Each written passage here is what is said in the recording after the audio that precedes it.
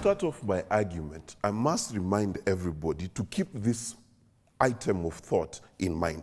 Number one is that whenever you add a number of people to any activity, the collective intelligence of that enterprise reduces.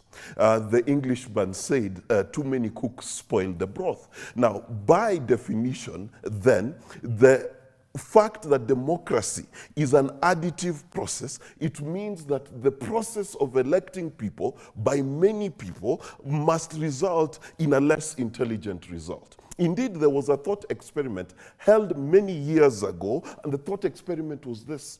In a town that was to choose a mayor, and there were two candidates. One was a dentist, the other one was a candy salesman.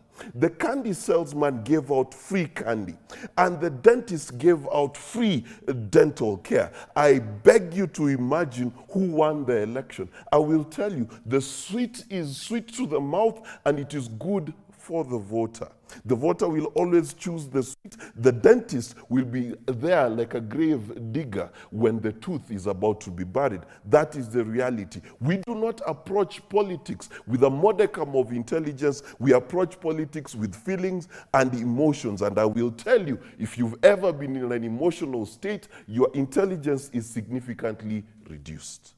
Therefore, the process of choosing a leader is an emotional decision. It is not a rational one. If it was a rational decision, I bear witness that then Hitler would never have been the leader of the Third Reich, neither would Donald Trump have been the leader of the most powerful country in the world. But because the human being is affiliated and has an affinity for who? For the person who espouses the desires I have within myself. The person who answers the question, what would I do if I had power, is the person I choose. And therefore Aristotle asked this question, who should be allowed to vote? Because if you go to the United States, when the white man and the white man alone was allowed to vote, then I assure you there were white men in Congress, white men in Senate, white men in the presidency, and the decisions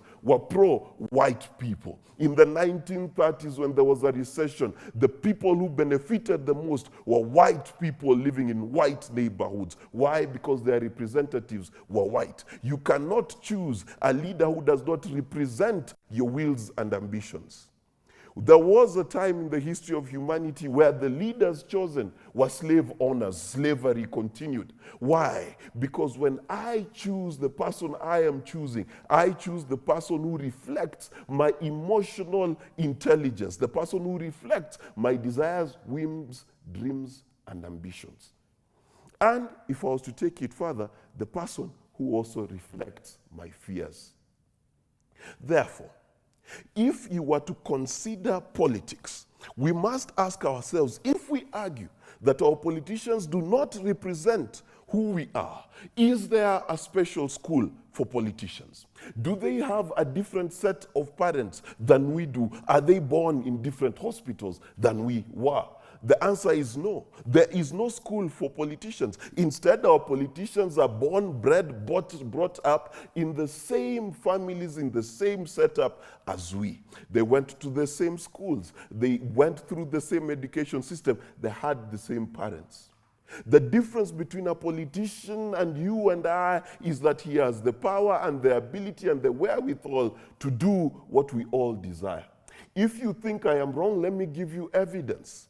If you think it is wrong for politicians to drive on the wrong side of the road and blaring sirens so that they can get to their meetings faster, then tell me what is the difference between that politician and the very average Kenyan who chooses to overlap because he considers his meeting more important.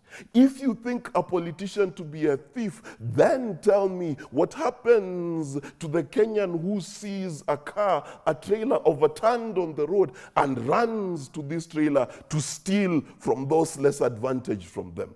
Where do they come from? Our politicians come from our society. We have bred them. If you live in a sack full of rotten potatoes, if you close your eyes and pick one, you will pick a rotten potato.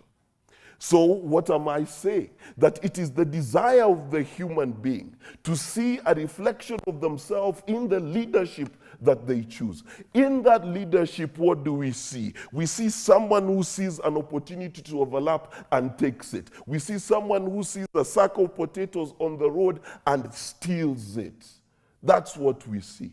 So power in Kenya, yes, is conflated with many issues that we can argue affect the decisions of the voter.